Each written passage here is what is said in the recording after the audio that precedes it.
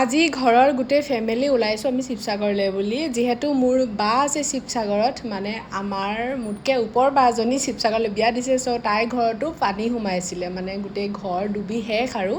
মা মাজতে গৈছিলে কিন্তু আমি চবেই যোৱা নাই কাৰণে ভিনদেউ বা মা দেউতা ফুচু এসোপামান ওলালোঁ আজি তাইৰ ঘৰলৈ বুলি মাহঁত যিহেতু ৰাতিপুৱা ধেমাজিৰ পৰা আহিছে মোক চুকাফাৰ পৰা উঠাই লৈছে আৰু তাৰপাছত অলপমান বজাৰ কৰিব লগা আছিলে যিহেতু তাহাঁতৰ একদম একো অৱস্থাই নাই সেইকাৰণে আৰু মাহঁতে ঘৰৰ পৰা অলপ বজাৰ কৰি আনিছে কিন্তু ইয়াতো ভাবিলোঁ যে আমি অলপ কাপোৰ চাপোৰ লৈ লওঁ মানে আমি নাজিৰা টাউনত আমি আহিলোঁ বাইপাছ ফালে চ'